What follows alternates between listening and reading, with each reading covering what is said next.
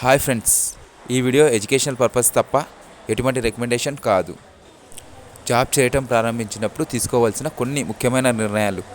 వాటిలో మొదటిది ఎమర్జెన్సీ ఫండ్ని ఏర్పాటు చేసుకోవటం. మినిమం 6 నెలలకు సరిపడా శాలరీ మన దగ్గర ఉంచుకోవటం. దీని ద్వారా మనకు ఫ్యూచర్లో జాబ్ పోగొట్టుకున్న భయం ఉండదు. అలాగే రెసిషన్ లాంటివి ఏర్పడ్డా మనకి ఆ డబ్బు అనేది హెల్ప్ అవుతుంది. రెండవది హెల్త్ ఇన్సూరెన్స్. హెల్త్ ఇన్సూరెన్స్ తీసుకోవడం ద్వారా ఫ్యూచర్లో వచ్చే హెల్త్ ప్రాబ్లమ్స్ నుంచి సేఫ్గా బయటపడవచ్చును. ఇక మూడవది టర్మ్ ఇన్సూరెన్స్. టర్మ్ ఇన్సూరెన్స్ తీసుకోవడం వల్ల మనకి అనుకోకుండా రిస్క్ లాంటిది ఏమైనా జరిగినా అది మన ఫ్యామిలీని ఫైనాన్షియల్ ప్రాబ్లమ్స్ నుంచి కాపాడుతుంది.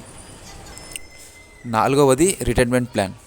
రిటైర్మెంట్ ప్లాన్ అంటే పీపీఎఫ్ లేదా ఎన్పిఎస్ లేదా equity mutual fund retirement plan కోసం పొదుపు చేస్తే అది మనకు 60 సంవత్సరాలు వచ్చిన తర్వాత హ్యాపీగా జీవించేందుకు ఉపయోగపడుతుంది. ఇకపోతే చివరిది ఇన్వెస్ట్మెంట్.